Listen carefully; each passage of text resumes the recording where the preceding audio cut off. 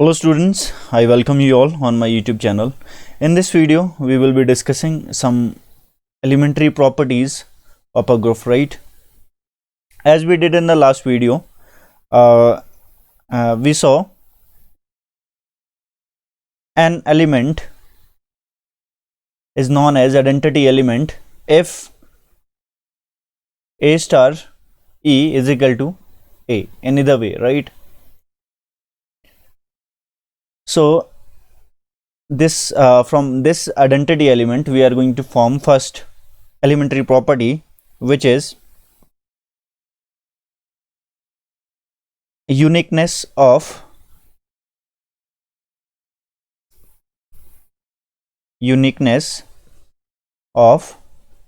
identity element.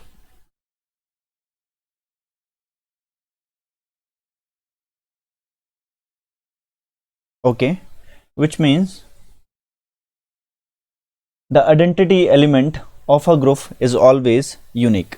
I mean to say, identity element of a group is always unique. Okay, we are going to prove it here. Assume that identity element of a group is not unique. That is,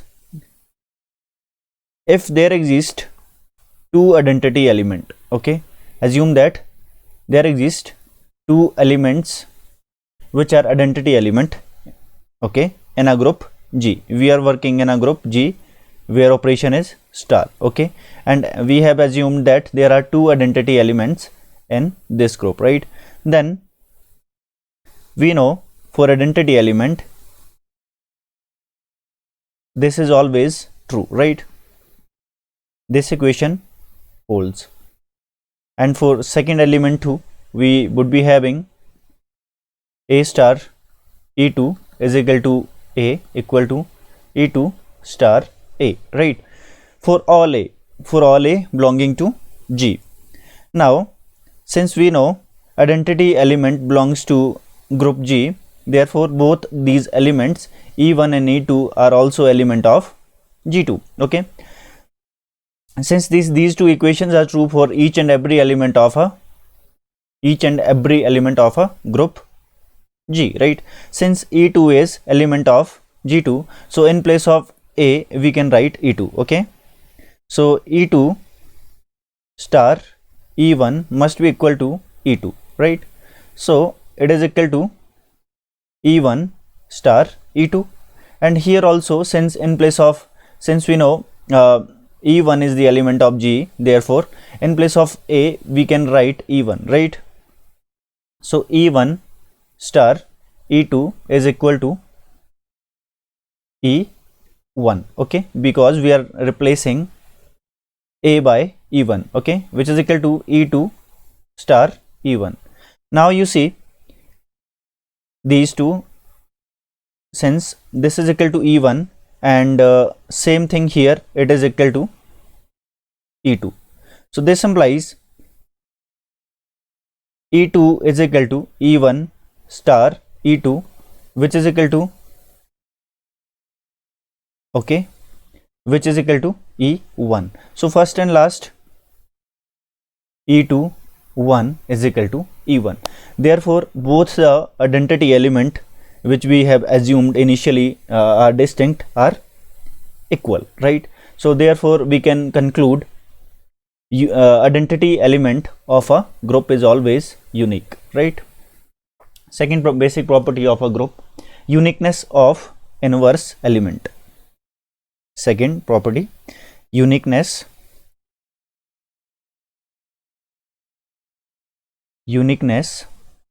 I mean to say identity element is unique means there exists only and only one identity element in a group G. There is no other element which is acting as identity element in this group, okay? There is only and only one identity element. No two identity element can exist in a group. Uniqueness of inverses, okay, or uniqueness of inverse element.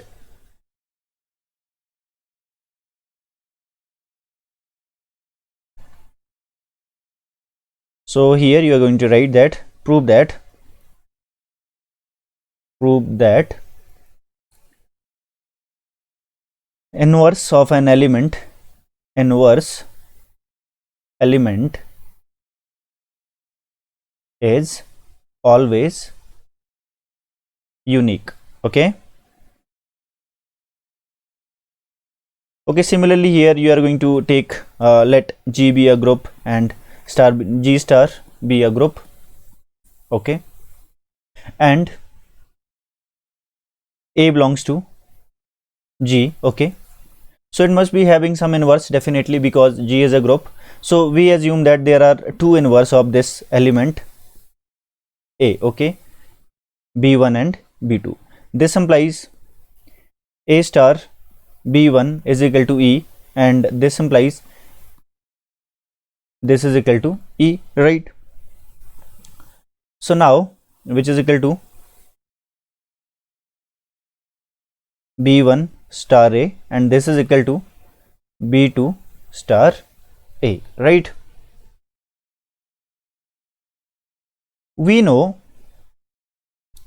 B1 can be written as B1, we can write B1 as B1 star E. Okay, and in place of star, in place of E, you can write this equation, right?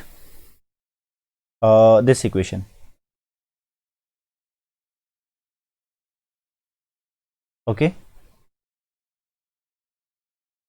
so in place of E, I'm going to write A star B. Okay, A star B 2. Now since we are working in a group, okay, and in group associative law hold, we can write same thing as in this way, because associative law is true in case of group, right? This is equal to E. Okay, this is equal to what? This is equal to E from here, you see. Okay, which is equal to E B2, which is equal to B2. Okay, we have reached here, and what we have started from here. So this implies B1 is equal to, this implies B1 is equal to B2, which proves that inverse element of a group is always unique, right? So nextly, we are going to tell about I'm going to tell you about the cancellation law in a group. Okay, third property, cancellation law. Okay, you have used this law many a time in your elementary classes, but I think you might never have come to know the name of this law, right? So we know if 2 3 is equal to 2 into 7, we used to write this as this gets cancelled with this 2 gets cancelled with this 2, and we write 3 is equal to 7. This law is known as cancellation law. So we want to prove that this law is true in a group, right? So we are going to prove that this law is true in case of group also. Okay, see here, but provided this must not be this thing must not be equal to 0. Okay, in other way it is written as if AB is equal to AC, then BC is equal to B is equal to C, provided A is not equal to 0. Okay, so see here, same cancellation law will be stated in this way. Okay, prove that property can be written as in the form of problem. Okay, prove that cancellation laws,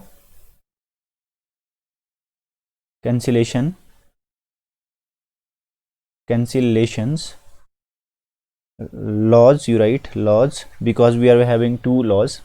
Cancellation laws hold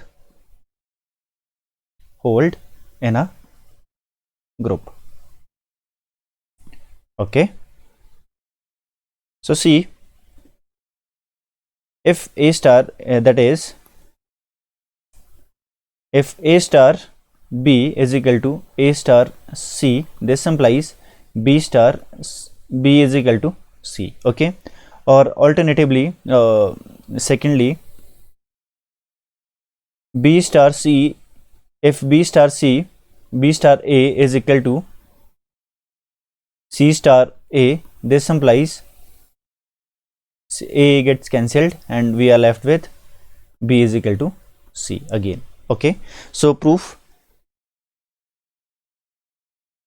pretty simple proof of this is, assume that first cancellation law, this is second cancellation law. Okay, left cancellation law and right cancellation law. Okay, firstly left cancellation law. Okay, A star, if assume that A star B is equal to A star C. Okay, so we can multiply both the side by, since A belongs to G, this implies A inverse also belongs to G, right? Because inverses exist in group, and in fact that inverse is also true, unique. Okay, so pre-multiplying by A inverse, we get A inverse A star B is equal to A inverse. Okay, here you are going to write operation A star C. Okay, now associative law is true in group. Okay, so this is equal to A inverse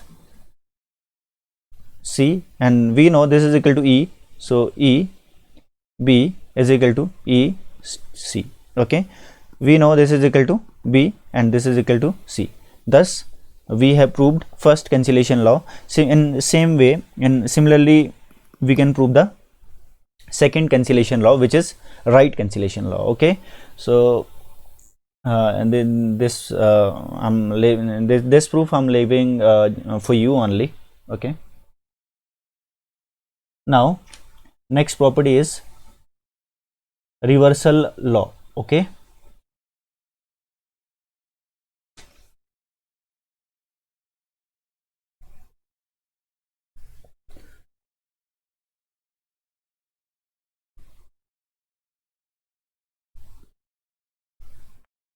it is also known as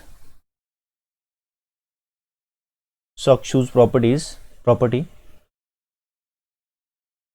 Okay, many a time we have also done this in many a time we have used this property in case of matrices. Okay, there we have written this in this form, this property in this form: AB inverse is equal to B inverse A inverse. So similar is the case in case of, if G star is a group and A comma B belongs to G, then AB inverse is equal to B inverse A inverse. Okay, so see, proof is this. Okay, so see, AB and AB inverse, since we know A and B are two elements of G, right? So their product must be also element of G, right? If AB is the element of G, it means AB ka inverse will be also element of G, right? So we can write it is equal to, since it is the inverse of AB, this is one element only right now, so its inverse when multiplied with this we get E, right? Okay, so now you see, if you multiply AB by this B inverse A inverse, it is equal to, okay, B inverse. Okay, I'm just clubbing these two elements. Okay, so it is equal to A, this is equal to identity element B into B inverse, and this is A inverse, which is equal to, this thing would be equal to A, because A time identity element is equal to A. So therefore A into A inverse, it is equal to identity element. So thus this thing is equal to identity element. This implies this element is the inverse of AB, right? So we can write it as B inverse A inverse is the, okay, let me write it one more time. B inverse A inverse is the inverse of AB. Therefore it can be written as AB inverse. Okay, so this is the proof of given property, right? So these were some properties of some elementary properties of a group, right? So now we are going to define some other term of, okay, of group, right? Okay, firstly, element power of an element. Okay, then we will be defining what is order of an element. Okay, so firstly, power of an element of a group. Okay, if you see, G is a group and operation is star. Okay, then, and A belongs to G, right? Then can you say, can you answer what would be A2, what would be A3, what would be A4, and what could be A minus 3, what could be A minus 4, etc. Okay, this is nothing but it is equal to A star A. Okay, operating A with itself 2 times. Okay, operating A with itself, okay, 4 times. Okay, this is your A4. Okay, and what about this? This is nothing but A inverse, and A inverse. Okay, and this is A inverse being operated with itself 4 times. Okay, so this is your A inverse. So see, the scenario, how the scenario changes when it comes in place of star, when there is addition. Okay, so I mean to say, when we are working in an additive group, right? So let us assume that in this case group is this, then A square becomes A plus A, which is 2A, and A3 becomes A plus A plus A, which is 3A, and A4 becomes 4A, right? And what do we mean by, in this case, A3? It is nothing but minus A plus minus A plus minus A, because in case of addition, inverse of A is minus A. Okay, so which is equal to, it is equal to 3 times minus A, or you can write minus 3A, right? So is it clear? Now let's move toward order of an element. Okay, order of an element.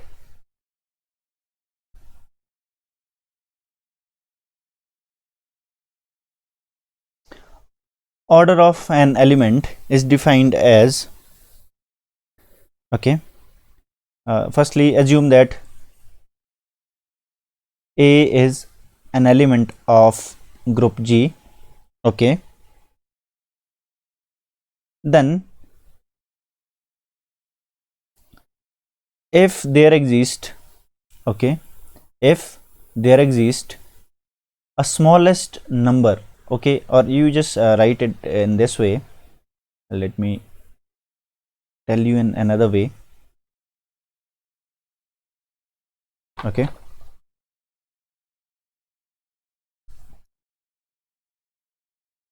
okay, firstly this is element of G. N, a smallest number n, a smallest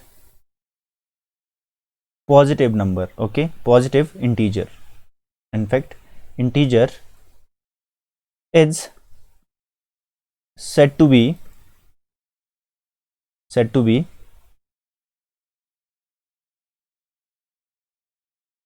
order of an element, okay, if a raised to power, okay, let me write it precisely. What is this? Okay, a smallest positive integer n is said to be order of an element if a power n is equal to identity element. Okay, that is how many number of time we should operate a with itself in order to get identity element. This is known as order of an element. For example, if you take identity element of a group, its order of identity element is always 1, because e power 1 is equal to e. Okay,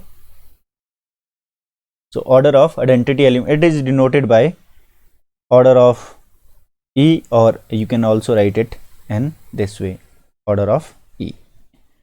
Okay, so we are going to take a group now. You take Z5, okay, Z6, okay, this is a group addition modulo 6. Okay, so now you see here it contains 0, 1, 2, 3, 4 and 5. We are going to check one by one every element's order in this case. Okay, firstly see what is identity in this case. Identity here is 0. Okay, so 0 one time added we get 0. Okay, so 1 plus 1 plus 1 plus 1, if we add it 6 times we get 6. When 6 is divided by 6 we get 0 as the remainder. Okay, so it is equal to 0. So see here how many times we have added 1. So order of, we can write order of 1 is equal to 6. Okay, and you see if we add 2 we get 6, and when 6 is divided by 6 we get 0 as the remainder, so it is equal to 0, right? So order of 2 is 3, and also you check what is order of 3. Okay, 3 plus 3 is equal to 0. Okay, in Z6. Okay, because we are working in addition modulo 6. In this case 6, 12, 18, okay, 24, these all the numbers are treated as 0 because they leave remainder 0 when divided by 6, right? So you check what is the order of 3, 4 and 5. Okay, so this is it. I just wanted to tell about order of an element. Okay, now we are going to prove a small theorem on order of an element. Okay, before doing this theorem I forgot to tell you one thing. Okay, let me write it here, or you just listen it. Okay, if as I told you, definition of order of an element, a smallest positive integer is said to be order of an element if a power n is equal to identity element. Okay, what if there exists no such n? Okay, if there exists no such n, we say order of an element is infinite. Okay, I just wanted to tell you this. If no such n exists, we say order of an element is infinite, right? So now coming to the theorem. Okay,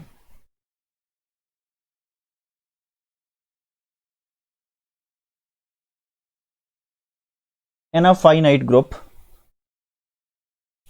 in a finite group, in a finite group, the order of every element, the order of every element exists, right? So we know finite groups are those groups in which number of elements are finite. Okay, in finite group, number of elements are finite. Okay, for example, z6, z5, u10, u11. Okay, these all are finite group. Okay, but infinite groups are those group in which number of elements are infinite, like rational numbers under addition, integer under addition. Okay, these sort of groups are having infinite elements in them, and they are called known as infinite group. Okay, so finite, in case of finite group, we have finite number of elements in that group. Okay, proof.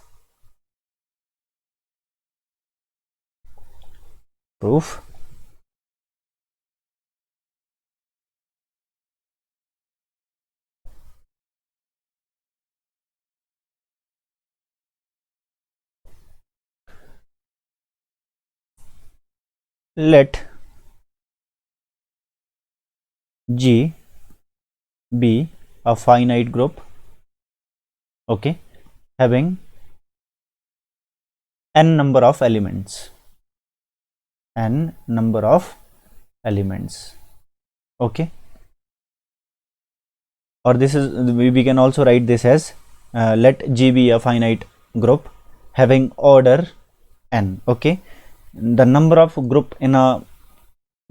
elements in a group is known as order of that group. Okay, so order of element is quite different from this. Okay, as we defined earlier.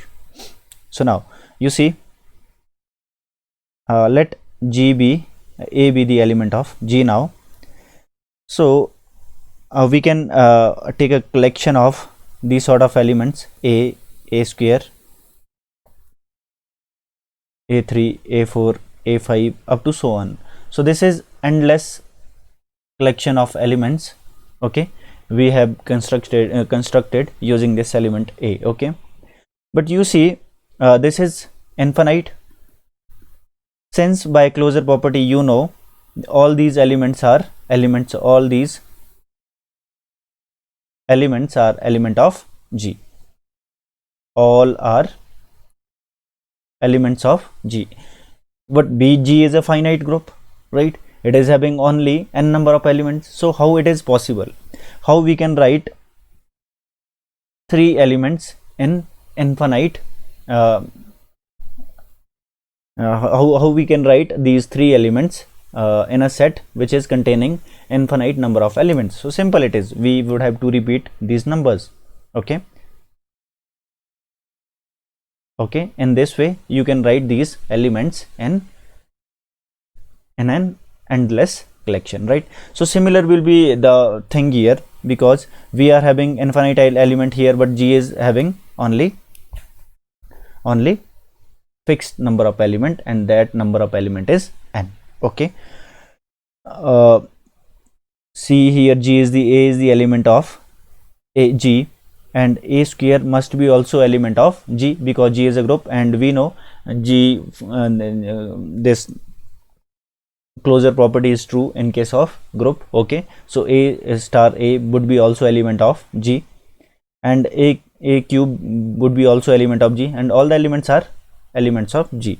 So since all the elements are belonging to G, but this set is containing infinite number of elements, so the case, this thing is implying that there are possibility of that these elements cannot be different. I mean to say, there are some if ai is the element of this set, then it is equal to some another element of this set. If this is possible, this implies ai bringing it to the another side, or multiplying it with the inverse of aj, we get aj. Okay, so this implies ai minus j is equal to, this is identity.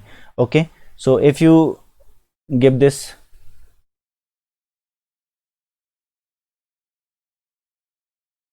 if you call this m, so am is equal to e, so this implies order of a is equal to, you can write it as m. Okay,